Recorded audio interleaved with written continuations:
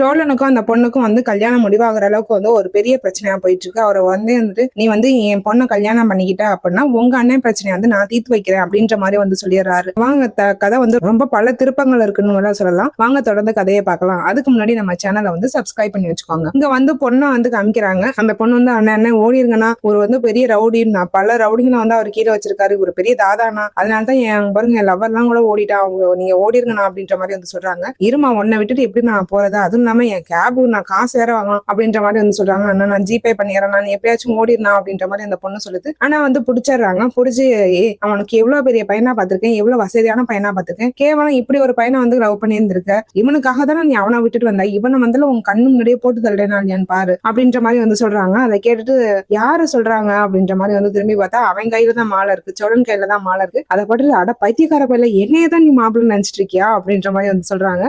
Sir இருங்க sir, நான் வந்து சொல்றத முழுசா கேளுங்க சார் அப்படின்ற மாதிரி வந்து சோழன் சொல்றாரு. அதை கேட்டுட்டு என்ன சொல்ல போறீங்க, இப்ப வந்து என்ன சொல்ல போற, பொண்ணு இல்லாம நான் வாழ மாட்டேன், என் உயிரே வந்து அவளுக்காக தான், இந்த மாதிரி டயலாக் தானே, அதெல்லாம் நான் நிறைய கேட்டுட்டேன், என்னன்னாலும் பரவாயில்ல விட்டுங்கடா அவனை அப்படின்ற மாதிரி வந்து சொல்றாங்க. உடனே அந்த பொண்ணு இந்த பையன் கிடையாது அப்படின்ற மாதிரி வந்து சொல்றாங்க. அதை கேட்டுட்டு அவரே ஓ இவனை காப்பாத்துறதுக்காக நீ உடனே மாத்தி சொல்ல பாக்குறியா, என்ன சொல்ல போற, அந்த ஓடுறதுல ஒரு பையன் தானே சொல்ல போற அப்படின்ற மாதிரி வந்து சொல்றாங்க. அதை கேட்டுட்டு அந்த பொண்ணு உண்மையாவே அந்த ஓடுறதுல அதான் அந்த ஸ்டேட் படுக்காம பாரு அவன் தான் அப்படின்ற மாதிரி வந்து சொல்றாங்க. இவனை காப்பாத்துறதுக்காக எவனையும் சொல்ற பத்தியா, இருந்தாலும் பரவாயில்ல அவனை வெட்டுடா, இவனை வெட்டினாதான் வந்து இவளுக்கு புத்தி வரும் அப்படின்ற மாதிரி வந்து சொல்றாங்க. சார் ஒரு நிமிஷம் இருங்க சார், நான் கேப் டிரைவர் சார் அப்படின்னு சொல்றான் சோழன். உடனே வந்துட்டு கேவலம் ஒரு கேப் டிரைவருக்காக நான் பார்த்த பையனை விட்டுட்டு வந்தியா அப்படின்ற மாதிரி அவர் மறுபடியும் புரிஞ்சுக்காமே பேசுறாரு. உடனே சோழன் யாருமா இவர் இப்படி புரிஞ்சுக்காமே அவர் பாட்டியே பேசிட்டு இருக்காரு அப்படின்னு சொல்லும் போது, எங்க அப்பா தான் சார் பெரிய ரவுடி, அடியாளுங்கெல்லாம் வந்து பீகார்ல இருந்து வருவாங்க, அந்த அளவுக்கு பெரிய ரவுடி இவரு. அது மட்டும் இல்லைன்னா இவர் வந்து அவராவே ஒரு விஷயத்தை புரிஞ்சுக்கிட்டு அவரே வந்து அதுக்கு சொல்யூஷன் சொல்லிட்டு இருப்பாரு. இதுதான் எனக்கு இவர்கிட்ட பிடிக்காத ஒரு விஷயம் அப்படின்ற மாதிரி வந்து சொல்றாங்க. ஆமாமா அது என்னமோ உண்மைதான், சரி பேசி பார்ப்போம் அப்படின்னு சொல்லிட்டு பேசுறதுக்கு என்ன நீங்க ரெண்டு பேரும் ரகசியம் ஏதோ பேசி இருக்க மாதிரி இருக்கு அப்படின்ற மாதிரி வந்து சொல்றாங்க. சார் நான் உண்மையிலேயே வந்து கொஞ்சம் சொல்றத நம்புங்க, நான் வந்து கேப் டிரைவர், என்னோட அமௌண்ட் வாங்குறதுக்காக தான் வந்தேன், அதுக்குள்ள உங்களை பார்த்தோன்னா எல்லாரும் வந்து விட்டடிச்சு ஓடிட்டாங்க அப்படின்ற மாதிரி வந்து சொல்றாங்க. அந்த பாரு நான் வந்து காதலுக்கு எதிரிலாம் கிடையாது, என் பையனை வந்து நான் உனக்கே கல்யாணம் பண்ணி வைக்கிறேன், அவளை வந்து நீ நல்லா பாத்துக்க, ஆனா வந்து அவளை ஏதாச்சும் கஷ்டப்பத்துறேன்னு தெரிஞ்சிச்சுன்னா நான் உன்னை சும்மாவே விட மாட்டேன் அப்படின்ற மாதிரி வந்து மறுபடியும் அவர் பைத்தியம் மாதிரியே பேசிட்டு இருக்காரு. அதை பார்த்துட்டு சார் ஒரு நிமிஷம் சொல்றத சொல்லுங்க கேளுங்க சார், நான் எனக்கு ஆல்ரெடி கல்யாணம் ஆயிடுச்சு அப்படின்னு சொன்னோன்னா அதுக்கு உடனே அவர் ரொம்ப கோபராது. என்னடா பண்ணி வச்சிருக்க, ஏற்கனவே கல்யாணம் ஆனா நீயும் ஏன் பண்ண வந்து கல்யாணம் பண்றதுக்கு ரெடி ஆயிட்டு இருக்கு அப்படின்ற மாதிரி வந்து சொல்லும் போது, சார் என்ன முழுசா சொல்ல விடுங்க சார் அப்படின்ற மாதிரி வந்து சொல்றான். சரி சொல்லு அப்படின்னு சொல்லும் போது, என் ஒய்ஃப் வந்து ஒரு ஆர்கிடெக்ட் தான் சார், சென்னையில தான் இங்கதான் வேலை பார்த்துட்டு இருக்காங்க, நான் வந்து கேப் டிரைவர், என்னை வந்து கேப் புக் பண்ணியிருந்தாங்க, எனக்கு இதெல்லாம் எதுவுமே தெரியாது, லவ் மேரேஜ்னு எதுவுமே தெரியாது, வர வழியில பேசிட்டு இருந்தாங்க, சரி வாங்க அப்படின்னு சொல்லிட்டு நான் கூட்டு வந்தேன், ஆனா வந்து அவங்க உண்மையான லவ்வா இருக்கும் தான் நான் நினைச்சிட்டு வந்தேன், இப்படி வந்து விட்டுட்டு ஓடுவாங்கன்னு எனக்கே தெரியாது சார், ஒருவேளை இப்படி விட்டுட்டு ஓடுற பையனா இருந்துச்சுன்னா நான் அப்பவே உங்க பொண்ணா கொண்டாந்து உங்க வீட்டு வாசலே இறக்கி விட்டுருப்பேன் அப்படின்ற மாதிரி வந்து எல்லாமே சொல்றாங்க. உடனே வந்துட்டு நான் வந்து உண்மையாவே காதலுக்கு எதிரிலாம் கிடையாதுப்பா, ஆனா வந்து எங்க பசங்க எங்க தப்பான வழியில போயிருவாங்களோன்னு தான் எனக்கு ஒரு பயம், அதனாலதான் வந்து நாங்க எல்லாமே வந்து முறைச்சிட்டு இருக்குது, இப்ப இருக்க பேரண்ட்ஸ் எல்லாமே அதுக்குதான் பயப்படுறோம், அது மட்டும் இல்லங்க பாரு நான் வந்து எதுக்கு வந்திருக்கேன்னு கூட அவனுக்கு தெரியல, ஆனா விட்டடிச்சு ஓடிட்டான், ஒருவேளை நான் வந்து இதுக்கு சமாதானம் சொல்றதுக்காக கூட வந்திருக்கலாம்ல, அதை கூட அவங்க யோசிக்கல, இப்பயே வந்து நடு கோயிலே வந்து எதுவுமே தெரியாத மாதிரி விட்டுட்டு ஓடிட்டான், ஒருவேளை இவளுக்குன்னு எதுவும் பிரச்சனை அவளுக்குன்னு அவங்களுக்குன்னு பிரச்சனைன்னு வரும்போது இது மாதிரி விட்டுட்டு போயிருவாங்க, அப்ப என் பொண்ணு கஷ்டப்படும்ல, அதுக்காக தான் நாங்க யோசிக்கிறது அப்படின்ற மாதிரி வந்து சொல்றாங்க. அதை கேட்டுட்டு சோழன் வந்து உண்மைதான் சார், நீங்க நினைச்சது வந்து கரெக்ட் தான், ஆனா வந்து நாங்க அப்படி கிடையாது, என் ஒய்ஃப் வந்து என்ன நம்பி வந்தாங்க, என் கூட தான் நல்லா சந்தோஷமா தான் நாங்க வாழ்ந்துட்டு இருக்கோம், எல்லா பசங்களுமே இப்படி இருக்கிறது இல்ல, ஒரு சில பசங்க தான் அப்படி இருக்காங்க, ஆனாலும் வந்து கொஞ்சம் அட்ஜஸ்ட் பண்ணி பாருங்க, உங்களுக்குன்னு உங்க பொண்ணுக்கு வந்து நீங்க பாத்துருக்க மாப்பிள்ள பிடிச்சிருக்கா என்னன்னு கேட்டு கல்யாணம் பண்ணுங்க, ஒருவேளை பிடிக்காம கல்யாணம் பண்ணியிருந்தா அதுவும் வந்து அவளுக்கு தான் கஷ்டம் அப்படின்ற மாதிரி வந்து சொல்றாங்க. நீ பேசுறதே வந்து எனக்கு பிடிச்சிருக்கு, நீ பேசாம என் பொண்ணை 2ஆம் தரமா கல்யாணம் பண்ணிக்கிறியா அப்படின்ற மாதிரி வந்து கேட்டுறாரு. வந்துட்டு என்ன சார் பேசிட்டு இருக்கீங்க, போங்க சார் போய் வேலையை பாருங்க அப்படின்ற மாதிரி வந்து சொல்றாங்க. சரி வா அப்படின்னு சொல்லிட்டு என்னையும் வந்து வண்டியிலேயே டிராப் பண்ணிடு, நானே அமௌண்ட் தரேன் அப்படின்ற மாதிரி வந்து சொல்லிட்டு வந்து இவரே வந்து கூட்டிட்டு வராரு. வர வழியில வந்து பேசிக்கிட்டே வராங்க. இந்த மாதிரி எங்க அண்ணனுக்கு வந்து ஒரு மேரேஜ் வந்து ஃபிக்ஸ் பண்ணோம், அவங்க வந்து அந்த பொண்ணு வந்து பீகார் தான், ஆனா வந்து அவங்க ஃபேமிலிக்கு எல்லாம் யாருக்கும் விருப்பம் இல்ல, இவங்களை வந்து தெரியாம தான் கல்யாணம் பண்றதுக்கு ரெடி பண்ணோம் அப்படின்ற மாதிரி வந்து அவர்கிட்ட வந்து எல்லா டீட்டெயிலும் வந்து சொல்லிக்கிட்டே வந்துட்டே இருக்காங்க. அதை கேட்டுட்டு அவர் வந்துட்டு என்னப்பா சாதாரணமா சொல்ற, உங்க அண்ணன் கல்யாணம் பண்ண போற பொண்ணு வந்து ஒருத்தன் கூட்டிட்டு போயிருக்கான், இதை வந்து இவ்வளவு சாதாரணமா சொல்ற அப்படின்னு சொல்லும் போது சோழன் வந்து எங்களால என்ன சார் பண்ண முடியும், நான் கேப் டிரைவர், எங்க அண்ணன் ஒரு இதுல மேஸ்திரியா வேலை பார்க்குது, என் தம்பி மெக்கானிக் ஷெட்ல மெக்கானிக்கா இருக்கான், எங்களால அவ்வளவுதானே சார் முடியும் அப்படின்ற மாதிரி வந்து சொல்றாங்க.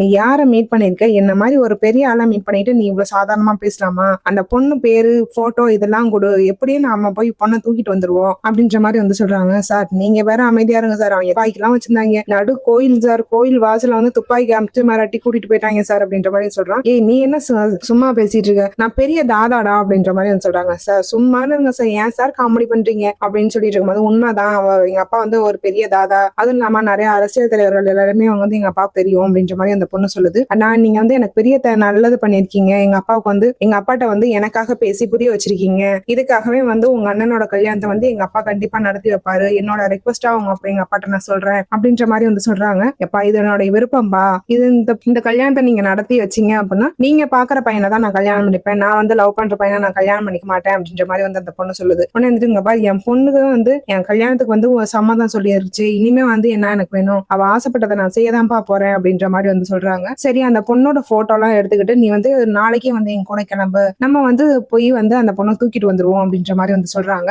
சரி சார், ஆனா முன்னெச்சரிக்கை எல்லாம் ஏதாவது பண்ணுவீங்களா அப்படின்ற மாதிரி வந்து சோழன் கேக்குறாரு. அதெல்லாம் பண்ணிதாமா போகணும், வா போலாம் அப்படின்ற மாதிரி வந்து சொல்றாங்க. எங்க வீட்டுல வந்துட்டு இங்க ரொம்ப சந்தோஷமா வந்து நிலாட்ட வந்து சொல்லிட்டு இருக்காங்க, இது மாதிரி ஒரு பர்சனை மீட் பண்ணேன், அவர் வந்து சந்தா வந்து கூட்டிட்டு வரதுக்கு எல்லா பிளானும் பண்ணி தரேன்னு சொல்லியிருக்காரு அப்படின்ற மாதிரி வந்து சொல்றாங்க. சந்தோஷம் தான் சோழன், ஆனா வந்து இந்த விஷயம் வந்து அண்ணனுக்கு தெரிய வேணாம், ஒருவேளை போயிட்டு அது நடக்கல அப்படின்னா அவர் ரொம்ப சேட் ஆயிருவாரு, அது ஏற்கனவே வந்து அதை பத்தியே தான் நினைச்சிட்டு இருக்காரு, போறவங்க வரவங்க எல்லாமே வந்து அதையே தான் கேட்டுட்டு இருக்காங்க, அண்ணா ரொம்ப உடஞ்சு போயிருக்காங்க, இதை பத்தி தெரிய வேணாம், நீங்க சும்மா வந்து இங்க லோக்கல்ல போற மாதிரியே போயிட்டு வந்து நல்லது நடந்தாலும் கெட்டது நடந்தாலும் அது வந்து நம்மளுக்குள்ளேயே போயிடும், அண்ணனுக்கு தெரிய வேணாம் அப்படின்ற மாதிரி வந்து சொல்றாங்க. சரிங்க வந்தவனும் வந்து காமிச்சுக்குவோம், அப்பா வந்து அண்ணன் ரொம்ப சந்தோஷப்படும் அப்படின்ற மாதிரி வந்து சொல்றாங்க. ஆமா அதுவும் உண்மைதான் அப்படின்ற மாதிரி வந்து பேசிட்டு இருக்காங்க. இந்த பக்கம் வானதி வந்து காமிக்கிறாங்க. வானதி கிட்ட வந்து அவங்க அண்ணன் வந்து பேசுறான். என்னடி உங்க கல்யாணத்துக்கு போனியா, அந்த பொண்ணோட சொந்தக்காரங்களாம் வந்தாங்களா அப்படின்ற மாதிரி வந்து கேக்குறாங்க. எப்படா உனக்கு தெரியும் அப்படின்னு சொல்லி கேட்கும்போது, நான் தாண்டி அட்ரஸ் கொடுத்தேன் அப்படின்ற மாதிரி வந்து சொல்றான். என்னடா சொல்ற அப்படின்னு சொல்லி கேட்கும்போது, அந்த பொண்ணோட போட்டோ காமிச்சு கேட்டாங்க, அம்மா அப்பதான் எனக்கு போன் பண்ணி சொன்னாங்க நம்ம வீட்டுக்கு அந்த பொண்ணுக்கு தான் கல்யாணம்னு,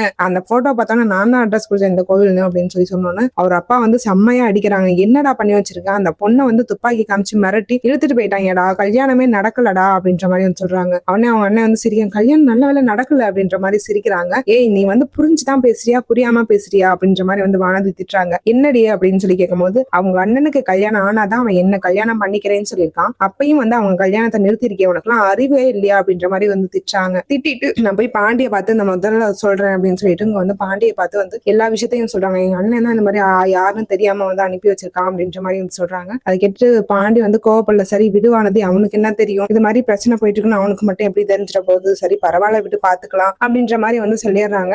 என்ன பாண்டி நீ இப்படி அசால்ட்டா எடுத்துக்கிட்ட அப்படின்னு சொல்லி சொல்லும் போது, நானே கோவப்பட்டு எங்க அப்பாவே அடிச்சிட்டாரு, ஆனா வந்து நீ ஏன் இவ்வளவு அசால்ட்டா எடுத்துக்கிற அப்படின்னு சொல்லி கேட்கும்போது, இல்ல மணிஷ் வந்து போன் பண்ணாரு, இந்த மாதிரி எந்த பிரச்சனையும் இல்ல நாங்க பாத்துக்கிறோம், ஆனா கூடிய சீக்கிரம் வந்துருவோம் அப்படின்ற மாதிரி சொல்லியிருக்காரு, அதனால வந்து எதுவும் இல்லாம பயம் இல்லாம இருக்கும் அப்படின்ற மாதிரி வந்து சொல்றாங்க. ஆனாலும் அண்ணனுக்கு கஷ்டமா இருக்கு, எல்லாருமே வந்து பாக்குறவங்க எல்லாம் கேட்டு இன்னும் கஷ்டப்படுத்துறாங்க அது அப்படின்னு சொல்லிட்டு இருக்காங்க. உடனே இங்க வந்து பாண்டிக்கு வந்து போன் வருது. பாண்டின்னு அது மாதிரி சந்தாவை கூப்பிடுறதுக்காக தொடர் வந்து வெளியே போறேன், நீ வந்து அண்ணனை சமாளிச்சுக்க அப்படின்ற மாதிரி வந்து சோழன் சொல்றாரு. உடனே பாண்டி இருந்துட்டு நானும் வரேன்டா அப்படின்ற மாதிரி வந்து சொல்றாங்க. இல்லடா நானே வந்து அடையாளங்களை போற மாதிரி கூட்டிட்டு போறேன், அங்க என்ன பிரச்சனை நடக்கும் எதுவும் எனக்கு தெரியாது, ஆனா வரும்போது நான் கண்டிப்பா சந்தா கூட தான் வருவேன், நீ அண்ணன்ட்ட இதை பத்தி எதுவும் சொல்லிக்க வேணாம், தெரிஞ்சு ஒருவேளை வந்து நடக்கல அப்படின்னா அண்ணன் ரொம்ப சேட் ஆயிரும், அதனால வந்து இதை பத்தி அண்ணன்ட்ட எதுவும் சொல்லிக்க வேணாம், நான் எங்க போயிருக்கேன்னு சொன்னா இங்க லோக்கல்ல எங்கேயாச்சும் போயிருப்பேன் அப்படின்ற மாதிரி சொல்லி சமாளிச்சுக்க, நிலாவுக்கு தெரியும், நீங்க ரெண்டு பேரும் எப்படி சமாளிச்சுக்கங்கடா அப்படின்ற மாதிரி சொல்றாங்க. சரிடா நீ பார்த்து போயிட்டு வா, நான் சமாளிச்சுக்கிறேன் அப்படின்னு வந்து சொல்லிடுறாங்க. இங்க எல்லாருமே வந்து பீகார் வந்து கிளம்புறாங்க.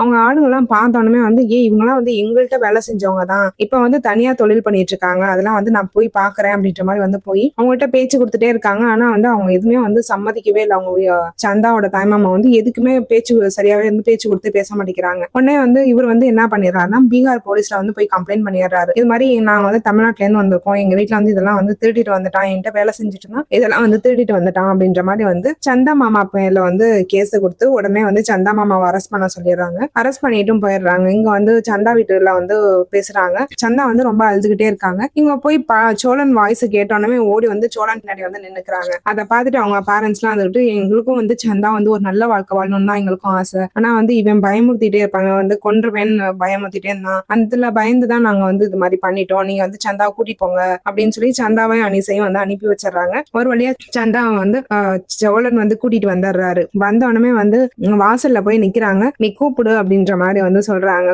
சேரனை கூப்பிட்டோன்னே வந்து சேரன் வந்து போய் பார்த்துட்டு, என்ன நீ வந்துட்டு போற, என் பிரம்மையில இப்படி நடந்துகிட்டே இருக்கு, இதுவும் பிரம்மையா தானே இருக்கும் அப்படின்னு சொன்னோம்னா, பக்கம் அனீஸும் வந்து நிக்கிறாங்க, இந்த பக்கம் சோழன் வந்து நிக்கணும்னா அவருக்கு வந்து ஒண்ணுமே புரியல. உடனே போய் சந்தாவை தொடுறாங்க. தொட்டோடனே வந்து உண்மை அப்படின்னு தெரிஞ்சோன்னா ரொம்ப சந்தோஷப்பட்டுட்டு எப்புட்றா அப்படின்னு சொல்லிட்டு வந்து சந்தாவை கட்டி பிடிச்சுக்கிறாங்க. இதுதான் உடனே வந்துட்டு அந்த பொண்ணோட அப்பா வந்துட்டு இது தாண்டா உண்மையான கதை, இதை சேர்த்து வைக்கிறதுல எனக்கு இவ்வளவு சந்தோஷம் இருக்கு, இது மாதிரி உண்மையான லவ் வந்து என் பொண்ணுக்கு கிடைச்சிருந்துச்சுன்னா நான் இன்னும் சந்தோஷப்பட்டிருப்பேன் அப்படின்ற மாதிரி வந்து சொல்றாங்க. உடனே வந்து ரொம்ப தேங்க்ஸ் சார் அப்படின்னு சொல்லும் போது அதெல்லாம் ஒண்ணும் இல்லடா, எதுவா இருந்தாலும் என்ன இனிமே கூட நான் உனக்கு எப்போதுமே இருப்பேன் அப்படின்ற மாதிரி வந்து சொல்லிட்டு கிளம்பிடுறாங்க. இன்னும் முடிவு வந்து இவ்வளவு ஹாப்பி எண்டிங்கா இருக்கு. நாளைக்கு தொடர்ந்து பார்க்கலாம். அதுக்கு முன்னாடி நம்ம சேனலை சப்ஸ்கிரைப் பண்ணி வச்சுக்கோங்க.